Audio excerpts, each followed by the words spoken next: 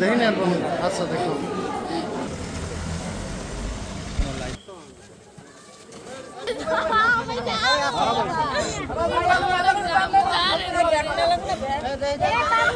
আপনারা নিশ্চয়ই অবগত আছেন এই বরগুনা শহরের আলোচিত এবং সমালোচিত বদরখালী ইউনিয়নের কুখ্যাত সন্ত্রাসী বাহিনীর প্রধান ইব্রাহিম হোসেন কালু।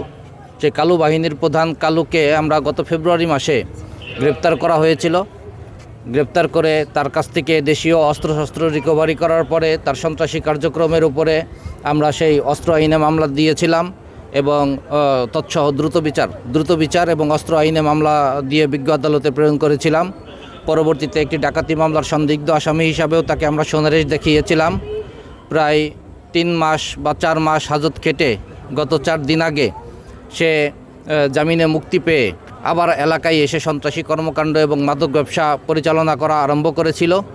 সেই মাদক ব্যবসা পরিচালনা করার ওই সংশ্লিষ্ট ওয়ার্ডের মেম্বার তার এই কর্মকাণ্ডে বিরোধিতা করাতে আজকে বিকালবেলা সেই মেম্বার এবং প্যানেল চেয়ারম্যান, তার নাম হচ্ছে গোলাম মোস্তফার বিভিন্ন শরীরের বিভিন্ন জায়গায় উপর্যুপরি ধারালো অস্ত্র দিয়ে আঘাত করে গুরুতর জখম করলে গোলাম মোস্তফাকে সদর হাসপাতালে চিকিৎসার জন্য নিয়ে আসলে সদর হাসপাতাল তাকে বরিশালে রেফার করে। তৎপ্রেক্ষিতে এলাকাবাসী উত্তেজিত জনতা সেই কালু বাহিনীর প্রধান ইব্রাহিম হোসেন কালুকে এবং তার সহযোগী তাওহিদকে গণপিটুনি দেয়।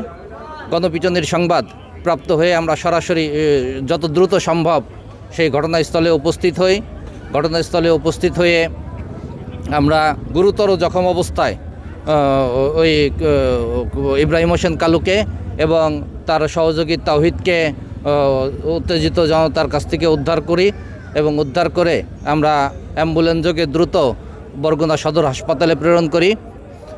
বরগুনা সদর হাসপাতালে আনার পরে কর্তব্যরত চিকিৎসক ইব্রাহিম হোসেন কালুকে প্রাথমিকভাবে মৃত ঘোষণা করেন এবং তাওহিদকে উন্নত চিকিৎসার জন্য বরিশাল শেরেবাংলা হাসপাতালে রেফার করেন।